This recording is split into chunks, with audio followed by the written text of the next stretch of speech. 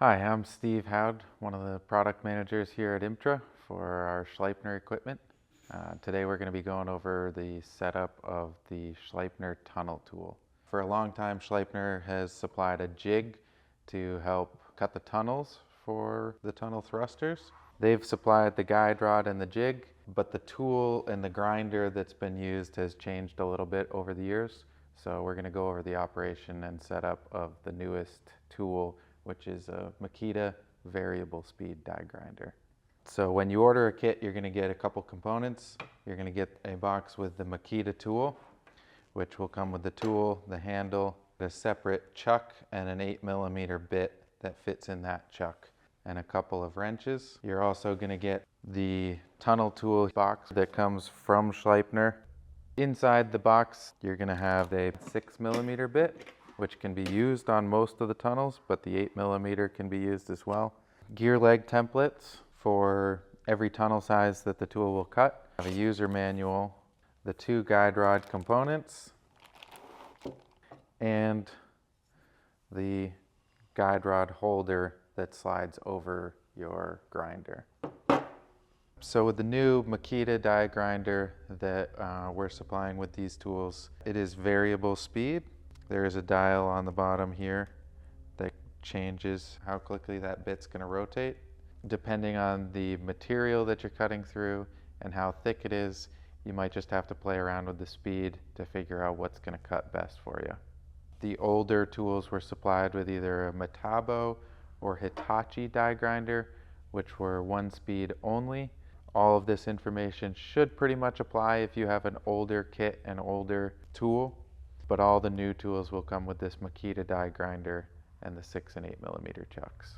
First thing you're going to want to do is go through the manual, familiarize yourself with the equipment, and then you're going to want to figure out which tunnel size you're going to be cutting. There is marks on the guide rod holder for tunnel sizes from 110mm up to 386mm. You're going to remove these two set screws.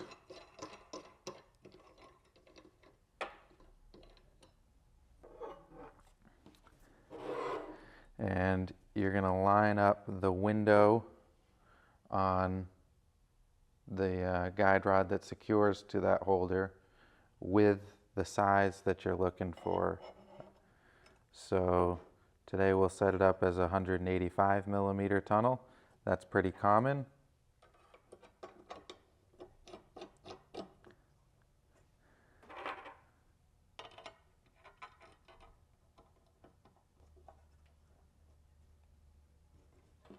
So the next thing you're going to do is decide which bit you're going to use, either the 6 or the 8mm bit. For most of the tunnel sizes, the 6mm bit will work. It's going to make a pretty tight fit around the tunnel, which can make the fiberglass work a lot easier. You do also have the option of using the 8mm bit. It gives you a little bit more play and wiggle room so that you have an easier fit sliding through the tunnel if there's a slight difference in the size or direction. On your Makita grinder tool, it's going to come pre-installed with the 6mm chuck. For the SE80 and SE100, the 8mm bit is required because the tunnel is a little bit thicker. So for that purpose today, we'll show you how to swap that chuck out and install the 8mm bit. The Makita tool is going to come with 2 wrenches, and you're just going to loosen up that chuck,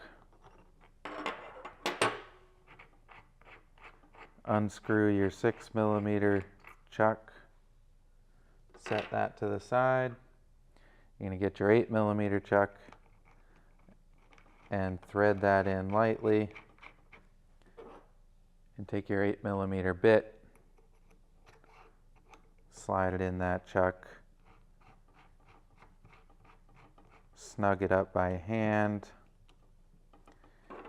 and give it another rotation, snugging it up with the wrenches.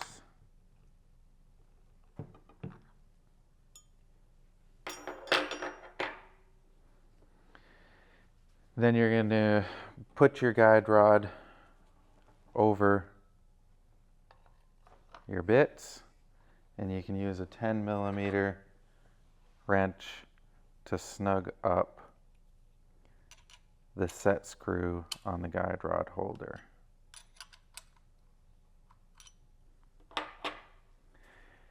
And you want to make sure that that's pretty snug so it's not sliding around over the tool while you're operating, because that will allow for a little bit of variance in the size of the tunnel. And then last, you're going to reference the manual. They give you a dimension to double check. You can use a measure or a calipers to figure out if the outside dimension from the outside of your drill bit to the outside of the guide rod is correct. Depending on the width of your hole in the bow, the guide rod does come with a secondary attachment to lengthen that. So you can screw this in if you need to get the extra distance to get the guide rod completely through to the other side.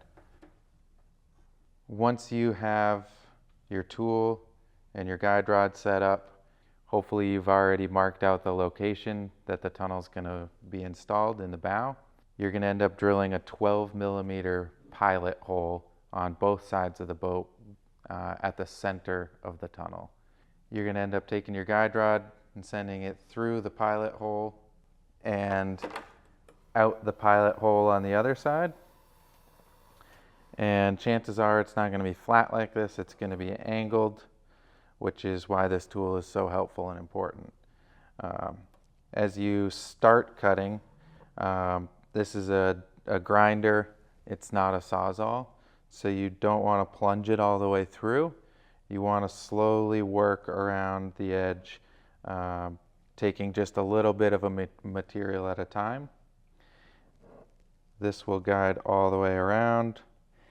And when you're doing your first and second side, you want to be sure to leave 2 or 3 attachment points so that when you're done with the first side, this piece is still intact and you can slide the guide rod through from the other side and through this hole again.